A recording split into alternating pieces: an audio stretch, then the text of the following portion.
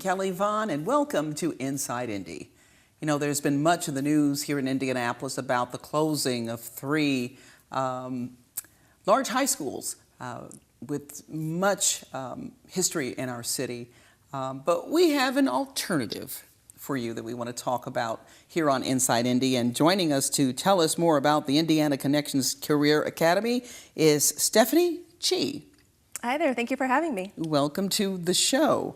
Indiana Connections Career Academy, had not heard of it until today, so tell us what it's all about. So we're really excited. It's actually a brand new school. Our students just came back on August 10th. I know lots of students around the state are heading back, but it was a unique day for us because we really are the first school of our kind in the country, and I would venture to say the world.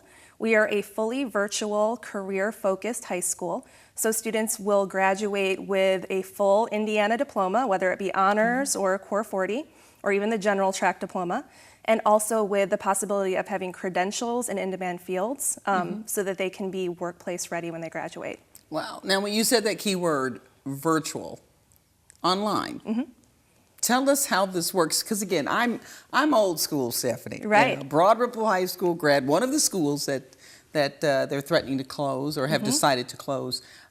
Used to, walking into the building with my book bag and sitting in a classroom and, somebody throwing paper at me, that kind of thing. Right. But you're telling me that you're introducing me to a whole new world. Yeah, it's wonderful. So actually I live in Broad Ripple, so the loss of a school like that is very dear to my heart as well, but I think the direction we're moving in is very different. So students in Indiana Connections Career Academy have the opportunity to learn from wherever they are. So as long as they have a laptop and an internet connection, they are able to connect with licensed teachers and engage in content that's meaningful to them in terms of their career choice. So it's wonderful to see the interface and the interaction with the teachers, between teachers and students. Because believe it or not, it seems like a paradox, but the relationships that I see that are built between teachers and students virtually, it's almost like barriers are being broken. So there's the capability for chatting and for video. Obviously, we're on the phone a lot with students and parents. So the opportunity for learning and for relationship building is very rich. Okay, now, so take me to school with you, so I'm in my home. I go online. So am I sitting there for the typical 6 or 7 hours, or is it broken up? And when I am participating, am I doing a one-on-one with the teacher, or are there other students who are there with me as I'm learning from that particular teacher? Yeah, that's a great question. Actually, it's a combination. So let's say it's 8 a.m. on a Monday and you're an 11th grader. So you would log in and actually you would see a planner, and everything that you have to do for the day is laid out for you. And it really consists of a few different pieces. So the asynchronous piece, where students are working through the curriculum on their own, just like they would, working independently in a classroom. And then large group instruction that we have in our virtual classrooms, where there would be large groups of students working with a teacher. It looks sort of traditional in that sense. The teacher teaches the content, offers help, and then gives them time for guided work. And then also there's time for individual instruction that I think isn't offered in a more traditional bricks and mortar setting. So if there's a classroom full of 30 students and they're all vying for that teacher's attention, that's really tough. Whereas with us, the teacher can, literally call a student or send the student an email and say, hey, could I see you at 2 p.m. so we can work on this problem or work on this essay together? It's really wonderful.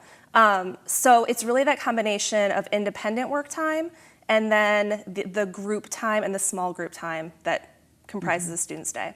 So is there a particular technology that allows that bantering back and forth? Yeah, so we use something called Blackboard Collaborate. I know there's a whole lot of different tools out there, and Adobe Connect is another one. But Blackboard is the one that people might be most familiar with if they've done work with things like Ivy Tech or different organizations like that. So you can picture a whiteboard and then picture a chat pod, picture video, picture students talking, teacher talking back, even picture the students on the video camera. So they can interface and see each other that way. And even do demonstrations for each other. So picture like a chemistry experiment happening in someone's kitchen, or even for our culinary arts, we have a culinary arts class, and our teacher will cook, and demonstrate for the students from her own home. Wow. It's it's mind-blowing It is. in a sense. And what I'm thinking about, there's so much in the news about, again, the closing of the high schools and then choice schools, and this turns all of that upside down. It does, because really there are no boundaries or no barriers. So let's say that you're a student living in a very, very rural setting. You know, the offerings at your local high school are very limited, but you want to go into something like manufacturing, or you want to go into the healthcare field, or even you want to take AP courses and they're just not offered at your local school. That really opens up those avenues in a new way. Wow. Okay. Gosh, I have 1,000 questions Yeah. in my head. So what about those who might say, well, what about the interaction between students? It's great that we have increased perhaps interaction between the student and the teacher, but what about those things that we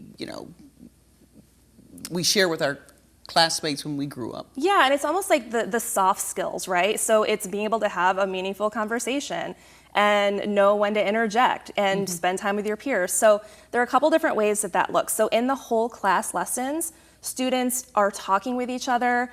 They're using their microphones and their cameras to build bonds and relationships with each other. And then also we have a really well built out schedule of social activities around the state, so that students can get together and families can get together and share their experiences. Okay. Do they ever come together? Oh yeah, definitely. Physically? I mean, is there some point? What about graduation? Do they come together? Oh my goodness. Is that online as well? I'm not sure. So we have a Again, it's a whole larger new world. we have a larger sister school called Inca, and we had just had our graduation up at the Indiana Convention Center. So enormous. I think we had about 2,000 people at this graduation. So just picture a huge hall full of excited families all getting together to celebrate their students' graduation. Wow. From This all is over the pretty state, cool. every county. It's pretty cool. So again, I want to go over the things that you specialize, because it seems like high schools specialize. So Yeah. if I want my child to attend Indiana Connections Career Academy, what would you be able to offer them so they'll know what choices to make? Sure. So, we always say that, this isn't a school for students who don't like school or who maybe would have dropped out otherwise. Certainly, it could work for those students, but it's a school that's designed for students who are more pragmatic and career-minded. So we offer a number of different pathways. The ones I'm most excited about, I think, are the health sciences and manufacturing. We also offer hospitality and tourism. And we have a cosmetology piece that falls under that, that's very popular. IT, and that's filling up very quickly as well. And then communications. Okay, so now what falls under communications, for example? Would that be? It's pretty broad. So what's really wonderful about it is that students could explore something like broadcasting if they wanted to, or even Heaven social forbid work. somebody going to that Right, field. exactly. But what's nice is that, the students choose their focus, and then within that focus, we're offering the flexibility for them to sort of choose what they might want to explore within that certain area. Okay, you mentioned cosmetology, and I would think that's a very hands-on Yeah. experience. So how does that work in this particular format? So the way that it works is students will begin their work in that field through virtual classes. So Okay. our curriculum is fully built out, and then with the aid of our teachers, who will again have those hands-on lessons that students can even take part in from their own homes, that's where they begin. And then from there, as they progress each year, we are building out face-to-face partnerships around the state with, different career and technical education programs that actually have facilities, and even schools that offer licensure for things like cosmetology. Okay. So is this homeschooling, but on a high-tech level? I think that's one of the misconceptions. So a lot of people will say, oh, this is just another way of homeschooling your student. But really, it's so much more than that, because the piece that's most exciting to me is the fact that, students have contact with quality teachers who really care about them every day. And they're also beholden to all of the requirements that a typical high school student would be in the state of Indiana. So that includes I-STEP, all the graduation requirements. Yeah. So I think that would be a major difference. Okay. So how do we get signed up? Wow, I'm blown away. Yeah, so it couldn't be easier. Just look us up online. If you type in Indiana Connections Career Academy, will be probably the first or second hit, and all the information that you could want about our school, including enrollment information, can be found right there. Okay. You know, you mentioned in some of the paperwork that I have from you about the unique workforce development needs of Indiana. So what are those unique needs? You know, so we see a great need in the area of manufacturing, particularly, Okay. and in IT. So while there are people out there looking for jobs, these people don't necessarily have the skills that they need to be employed. So it takes a specific credential, for example, that people out there looking just don't have. And so the goal would be that students would graduate, let's say in manufacturing, with a safety credential. And that would be a huge resume boost for them and allow them to walk directly onto the factory floor and be employable. Okay. Okay. Good point. It mentions grades 9 to 11. Where's 12? 12 comes next year, so we're taking baby steps. Definitely didn't want to jump in, head first, wanted to take it slowly. So we will be adding grade 12 next year. And also just building out the program as we go. We're so new that we wanted to focus on career awareness and exploration this first year, and then build in the different components of the program as we grow and as we succeed. Okay. So who's the brains behind this concept? So it is actually a school that is in part managed by Connections Education. And so we actually have some corporate partners. And so at the corporate level, lots of research was done. This has been, oh my goodness, the brainchild and the baby of some people at the executive level for years and years. Finally came to fruition earlier this year, and I was brought on board in April. So yeah, just lots of research and intentional thinking about this model and whether or not it was viable and even needed. And I think, there's a resounding yes that it is. The climate's right. And I think with all of the, just all of the talk coming from the White House even, and even at the state level, this is absolutely perfect timing for a school like this to open. What about costs? Does it cost anything? No, it's absolutely free. Since we're a public school, there is no cost associated with any of it. Wow. So in a sense, you have no overhead, kind of? I mean, I'm sure there's something, but you don't have the building. You don't have the typical things that are shutting schools down, which means we could still have the Indiana Connections Career Academy of Broad Ripple High School. Hey, it's possible. Or you could have students, sitting around the corner from Broad Ripple High School at Starbucks studying with our school. Wow, it's pretty incredible. Okay, again, information where people can sign their kids up. Yeah, so again, go to our website at Indiana Connections Career Academy. Look us up. You'll find everything you need there, and we'd love to have you. We're still enrolling currently. Okay, sounds good to me. Stephanie Chi, thanks so much for joining us. Thank you, I appreciate it. On Inside Indy, and we'll be back with more after this.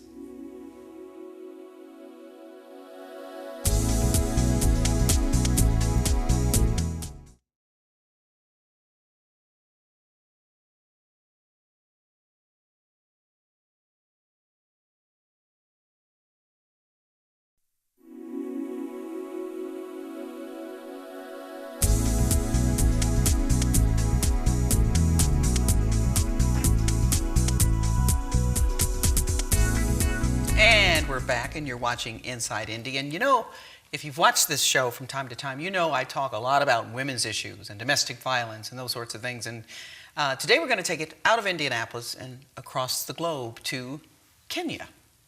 And we're talking to a woman here in Indiana, Lynn Asbury, who is the founder of Jubilee Spree. And she makes frequent trips to Kenya as a part of your mission work, right? Yes. Welcome to Inside Indy. Thank you. Wow, I'm not even sure where to start on this one. Tell us, first of all, Jubilee Spree, what does that mean? It's kind of an offshoot of a local nonprofit called Jubilee Village Project, which deals with all of the key indicators for whether or not a country will thrive. And I saw a need about 4 or 5 years ago to get a little deeper with women specifically. So Jubilee Spree, I wanted to give the idea of it's going to happen fast and you need to stay with the program and be committed. And that's where I got the idea for the name, at least. Okay, so tell people what you do. and as a part of your trips to Yes. Kenya. It's all woven together, but I have started going to Kenya for 3 months at a time. So I will go there for 3 months, work with the women. I have a group of about 510 women now across Kenya that are learning basic skills so they can provide an income. Then I take the goods, once they are of the high quality that we need, I bring them back and put them into marketing channels, sell them, and give the money back to the women so they can buy more products, raw materials to make, and just keep it going like that. Wow. Yeah.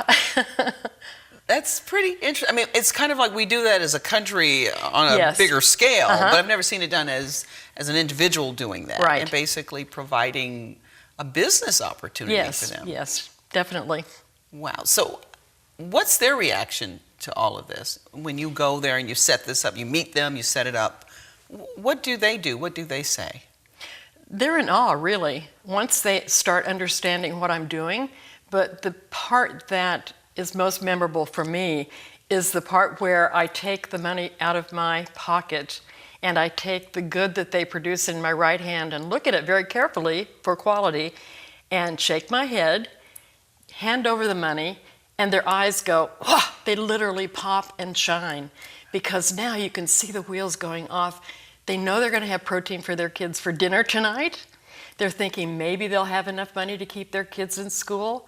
It literally changes lives for very, very small amounts of money, and they earn it. So the self-esteem goes up. Right. Then they think, I could do more of this. I can make better stuff. Yes, yes. Right. That's true. Wow. So take us there to Kenya and Yes. show us around. We're with you today on that trip, this particular trip. So Right. what will we see, and what are the women like? What's the world like for them? It's varied between the city and the rural culture, of course. But I always, when I'm in the city, Nairobi would be the port of entry normally. And there is so much hardship there because of the slums. They're the largest slums in the world. So I do quite a bit of work in the slums with the women. And then I do the same kind of work out in the rural areas. Once you're out of the key cities, it's extremely rural. In fact, most of the places I go are fairly remote.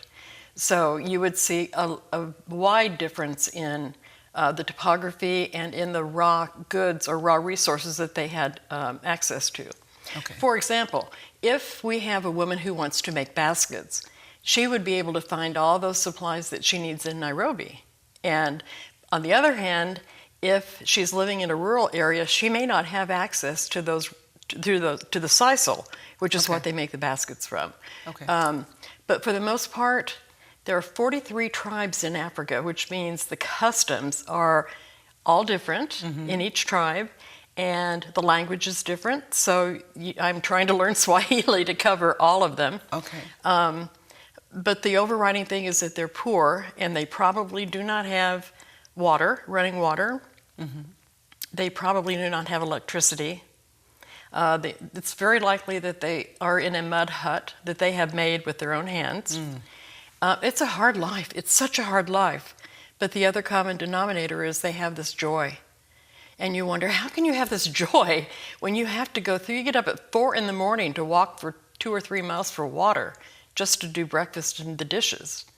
How do you do that? But they have this joy about them because they, for the most part, the people I work with are Christians, committed Christians, and we do discipleship programs for them. But we try and pick up a little bit on some of that joy, and once you're there and you've gone through it, you can never forget it. Wow. Yeah. So people here probably don't understand it. Can't even relate. Yeah. Would not do very well. No. Yeah. In fact, I went to Kenya. I used to go to Kenya on business occasionally. This would be 20 years ago. And I noticed the joy then, but I didn't get it. I wasn't a Christian then. And when I went back with Christian eyes a few years later, I started to see what was happening here. And it was the joy of Christ was coming through. And Amen. any little thing, any littlest thing that you do is so appreciated. Wow. Yeah. When I think about the things you mentioned, the lack of water, and we women, we have a lot of needs. tell us about those challenges, the things that we take for granted. And you said lights, waters, but, Yes.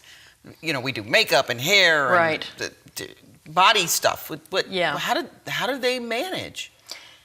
Well, do you want me to be real graphic? Yeah, I because will. it's real. I mean, I think Yeah. people understand. That's how Yes. they'll understand. Yeah. Well, it was a shock to me, but I knew that it was primarily a male culture, really skewed toward the males. In other words, women didn't have the kinds of opportunities because of their gender that men would have. So think about that for starters. So even when the child starts going to school, they're at a disadvantage. Once the girls get up to an age where they begin having their monthly cycles, it really hits hard because they don't have any way to handle that. The traditional way would be to use leaves. Now, that's not very effective. Right. So the girl goes to school, has an accident with her clothing, the boys start making fun of her, her self-esteem goes down, and she quits going to school for 1 week out of every month. So the grades go down, and eventually she's not in school, and she ends up getting married at 13 or 14 and getting HIV or worse. And it just goes downhill from there. So we try and catch the girls early on and make sure that they know what's going to happen because they probably haven't been told. Right. That's not in the culture. And provide supplies for them. Wow. Okay. Yeah. So that's one of the things you do. And we can do that for $10 a girl for a whole year. We Wow. give them monthly supplies for a pair of underwear and health education, which is as important because it keeps them from doing things with boys because there's so much pressure that they might be tempted to do. Okay, so how can people give? How can people? Because I mean, I would think somebody out there right now is like, I gotta help. It's a no-brainer, isn't it? $10. Yeah. Well, And beyond. I mean, they got more than $10. yeah, that's true. Y'all got more than $10. That's true. Well, I'm happy to give out my name and phone number and my email address. Okay. And it just goes straight into buying the product. We have a great relationship with the organization that aggregates the products there from Kimberly-Clark and get the distribution, the physical distribution out to where the girls are, which is often remote. And it works. The system works. You mentioned too, you said they get married and then the risk of AIDS. And that somehow in this country doesn't make a lot of sense because if you got married, you shouldn't be worried about that. Right. But you're telling me something in that. Yes. Well, for starters, men can have as many wives as they want. Women can have one husband, but a man can have many, many wives. You don't even want me to go there, do No, you? I But know. Go ahead. That's the next show. Yeah, it's ugly. It's hard for us to understand. But what happens, the men trying to get employment, because employment is so rare, especially when they start out in the rural area, they think they'll go to the big cities and they'll get employment. Well, they don't. They start fooling around with what's going on in the city. They take it back home. The woman gets it. All the wives get it. And it just is a downhill slide. Okay, wow. We're out of time. We got to have you back. Oh. Okay, but because I could go on and I want to talk more about the culture there and you're Sure. educating us. So will you come back? I'd love to. Okay. Thank you so much. Lynn Asbury, who's the founder of Jubilee Spree, and she's doing great mission work in Kenya and helping the women there, which will change the whole country. We appreciate what you do and enlightening us and teaching us here in little old Noblesville, Indy. Little old Noblesville is important. You're right. Thanks so much for joining us. You're very welcome. On Inside Indy. And thank you for joining us. I'm your host, Kelly Vaughn, in big old Noblesville. We'll see you next time. Bye-bye.